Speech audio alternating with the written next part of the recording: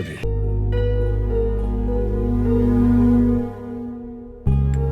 అబ్బాయి అమ్మాయితో మాట్లాడాలంటే మాట్లాడచ్చు. అదేంటి బావగారు అలా అంటారు? ఇంకా వాళ్ళు మాట్లాడుకునేది ఏముంది చెప్పండి. పెద్దవాళ్ళం, ఇక మనం మాట్లాడుకోవాల్సిందే. అయినా మీ అమ్మాయి గురించి మాకు తెలీదా? పెంపకం ఎవరిది? ISI సర్టిఫికేట్ లాంటి మనిషిది. అయితే ఇకనే నిశ్చితార్థం కోసం మంచి ముహూర్తం చూసేద్దామా? నమస్కారం అండి. నేను ప్రజాప్రతినిధిని. ఇక్కడ లాయర్ అమ్మ ఉంటుందంటగా, ఆమె గురించి ఎత్తుక్కుంటూ వచ్చా. నేనే లాయర్ని. ఏం కావాలి మీకు? నమస్కారం అమ్మా.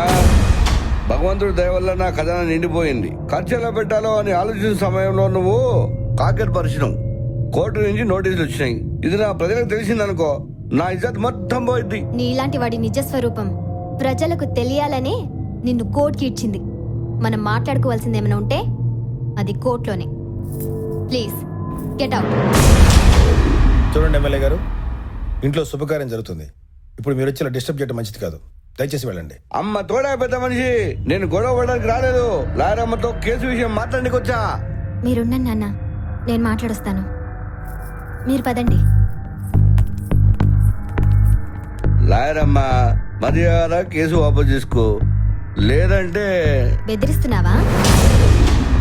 న్యాయంగా ప్రజల కోసం ఖర్చు పెట్టాల్సిన ప్రభుత్వ నిధుల్ని నీ ఒక్కడి స్వార్థం కోసం స్వాహా చేసేస్తే చూస్తూ ఊరుకోవడానికి నేను బాధ్యత లేని మనిషిని కాదు, రెస్పాన్సిబుల్ లాయర్ని. అబ్బాబాబా, ఏం మాట్లాడుతున్నావమ్మా? ఆడవాళ్ళందరూ ముందుకు పోతున్నారు, అన్ని రంగాలను ముందుకు పోతున్నా అంటే ముచ్చటేసింది. కానీ నా మీద నన్ను కుంభం ముంచే దాంట్లో కూడా ముందుంటానంటే ఊరుకుంటానా? మండిపోయిద్ది. చిన్నదనం అని చెప్పి నీ గడపలో అడుగుపెట్టినా, నా మాట వింటావని చెప్పేసి. కానీ వినట్లే. ఎన్ని తలకాలు తీసే పొజిషన్కు ఈ పదవికి వచ్చాను తెలుసా? అలాంటి నా పదవి పోతుందంటే నేను ఊరుకుంటానా? ఏం చేస్తావు? ఏం చేస్తానా?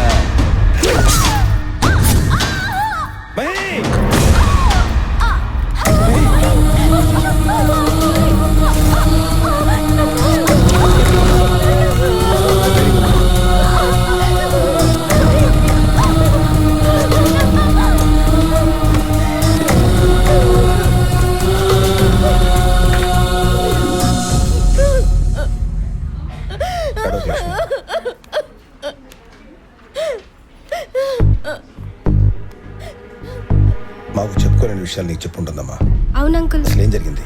అసలు ఆ రోజు ఏం జరిగిందంటే, ఐ లవ్ యూ. నేను వాడికి నోటీస్ పంపిస్తాను.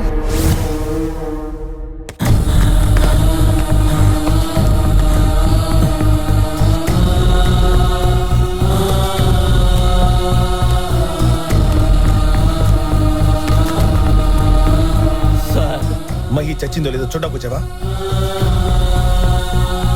ఇంకేం మాట్లాడద్దు. మా సేవలు కూడా చూడాలంటే ఇక్కడ ఉండు, లేదా ప్లీజ్.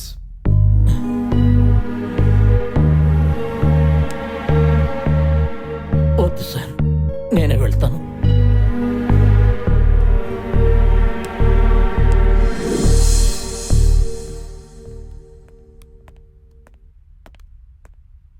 బలమైన కత్తిపోట్ల వల్ల కిడ్నీ బాగా డ్యామేజ్ అయింది. హెవీ బ్లీడింగ్ అయింది. మ్యాక్సిమం ట్రై చేశాం. I'm sorry.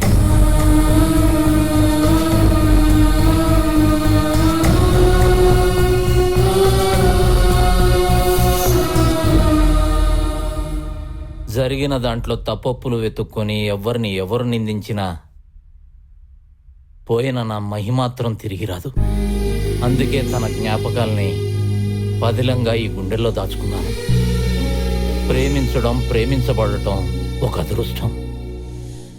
ఆ ప్రేమను పెళ్లితో సార్థకం చేసుకొని వాళ్ళిద్దరూ జీవితాంతం కలిసి ఉండటం ఒక వరం. అందులో నేను దురదృష్టవంతుణ్ణి. అందుకే నాలాంటి పెయిన్ ఇంకెవరికీ రాకూడదని నీ ప్రేమను గెలిపించుకోమని చెప్తున్నాను. అవును, నీ ప్రేమ గురించి మీ నాన్నకు చెప్పావా? లేదు. ముందు మీ నాన్నగారికి చెప్పు. ఎలాగైనా ఒప్పించు, లేదంటే ఎదురించు. వాళ్ళ అంగీకారంతోటే నీ ప్రేమను గెలిపించుకో. ఆ అమ్మాయితోటే నీ జీవితాన్ని పంచుకో. నీకెలాంటి సహకారం కావాలన్నా నేనున్నాను. నీ మీద ఎంత నమ్మాను నేను. అది కాదు నాన్న, ఎప్పుడో జరిగిందని తలుచుకొని మీరు. ఎప్పుడో జరగడం ఏంట్రా? ఇంకా మీ అక్క చావు నా కళ్ళ ముందు మెదులుతూనే ఉంది. దానికి కారణమైన ప్రేమన్నా మనిషి అన్న ద్వేషం.